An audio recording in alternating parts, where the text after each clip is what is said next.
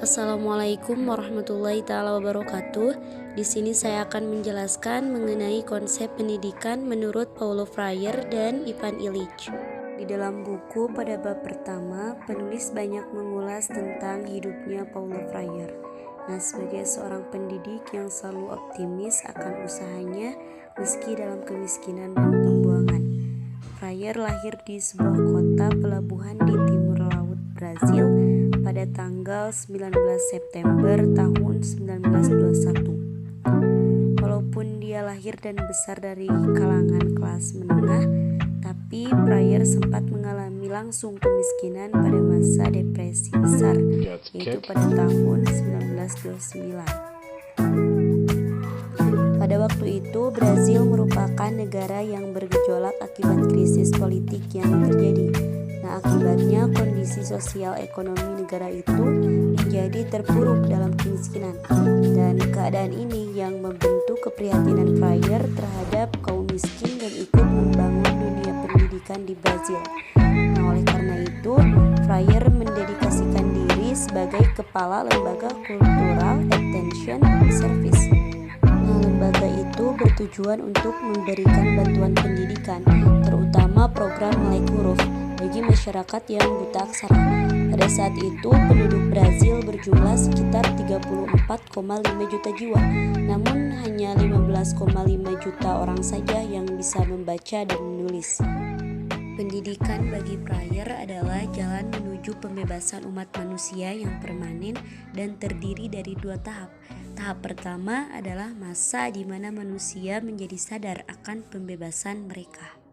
Pembebasan dalam perspektif Freire adalah ketidakadanya paksaan. Oleh karena itu, kata lain dari bebas adalah merdeka, artinya tidak ada belenggu sebagai penghalang ruang gerak manusia.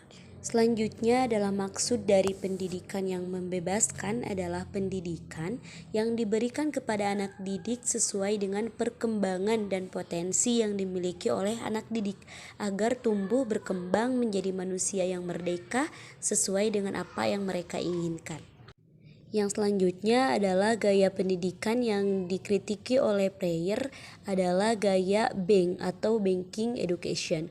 Nah, dalam konsep ini menurut Freire adalah suatu penindasan karena dalam konsep pendidikan gaya bank, guru bertindak seperti orang yang berpengetahuan dan murid sebagai orang yang tidak tahu ilmu yang disampaikan oleh guru tersebut.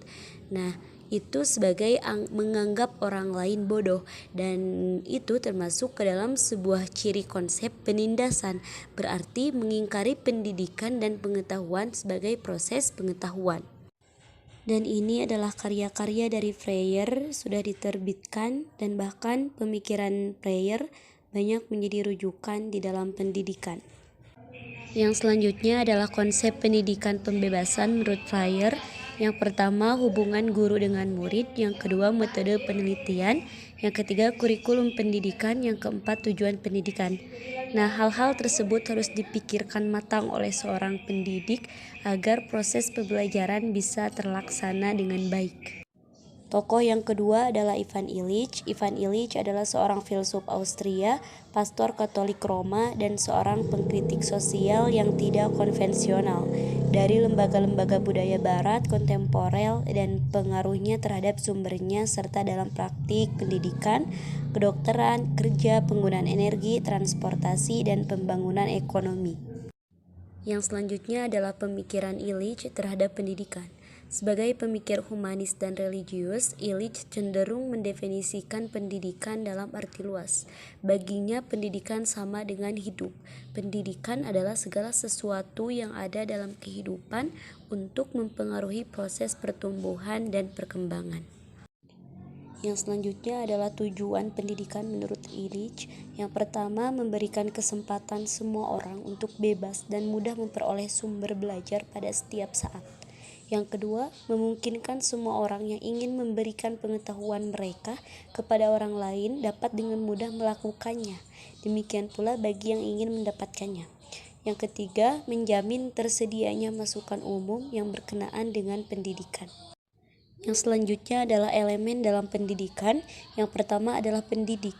Dalam dunia pendidikan sekarang ini, salah satu kesalahan dari orang tua adalah adanya anggapan bahwa hanya sekolahlah yang bertanggung jawab terhadap pendidikan anak didiknya, sehingga orang tua menyerahkan sepenuhnya pendidikan anaknya kepada guru di sekolahnya.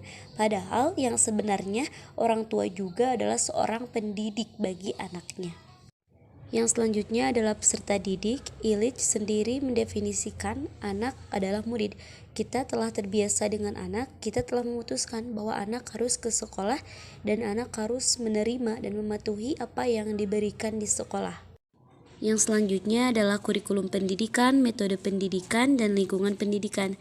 Nah, hal ini juga harus dipikirkan matang-matang dalam pendidikan agar proses pendidikan bisa berjalan sesuai dengan apa yang diharapkan. Sekian yang dapat saya sampaikan mengenai materi tentang pendidikan menurut Paulo Freire dan Ivan Illich. Terima kasih. Wassalamualaikum warahmatullahi wabarakatuh.